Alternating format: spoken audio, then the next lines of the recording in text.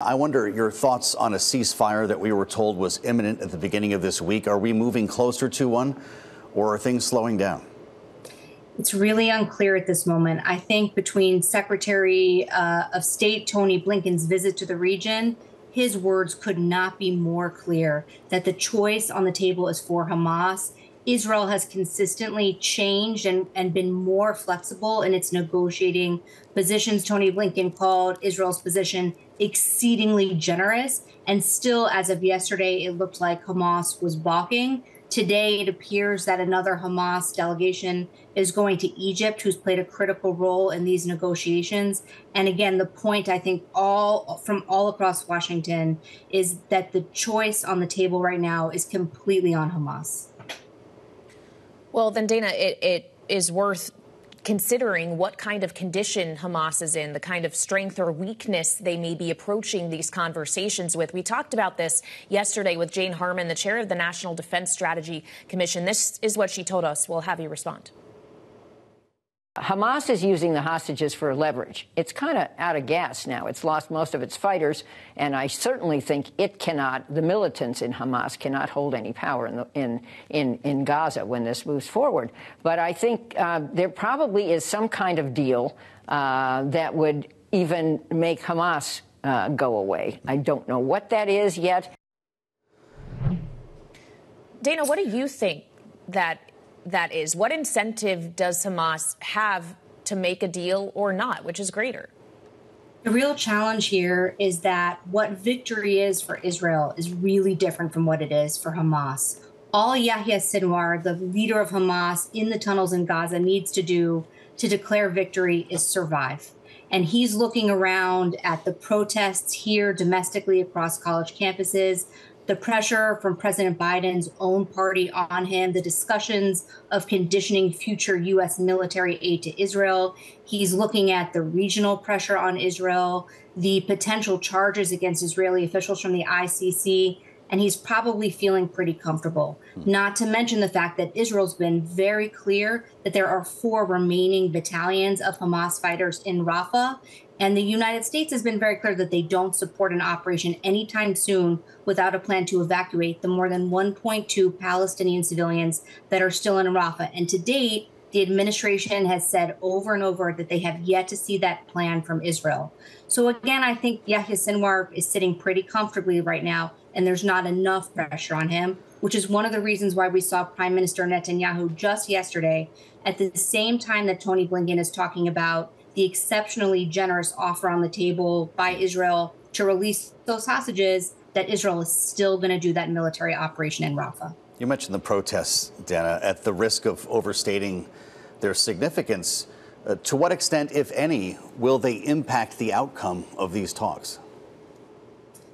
Well, I think a lot of our adversaries and even partners across the Middle East and even in other places outside of the Middle East probably misread what's happening in this country. Yeah. So what President Biden did today, I think, is really important. He said legitimate, peaceful protests are acceptable, but not ones that are espousing violence or calling for the elimination of the state of Israel. And I think that pressure by the Biden administration, either on the humanitarian situation in Gaza or the collateral damage, misunderstands that fundamentally the White House is still strategically aligned with Israel. They still agree that Hamas needs to be militarily dismantled, that Hamas can't govern Gaza in the future, and that Iran is really the center of gravity when it comes to destabilizing activities across the Middle East. Well, so, Dana, when we heard the president speaking from the White House today, when he was asked the question on his way out whether he was rethinking his policy toward Israel, and he answered with a definitive no, I wonder if that message was for Israel or for those who would wish to do Israel harm. I think it's for both. And again, I think that either our longstanding partners across the Middle East, those voices of dissent within Israel, and those who are critical here in this country misunderstand that even if the administration and specifically President Biden have criticisms of certain ways in which the Israelis have prosecuted their campaign in Gaza, have concerns about needing to increase humanitarian aid, fundamentally there is agreement that what Hamas did on October 7th can never be repeated again.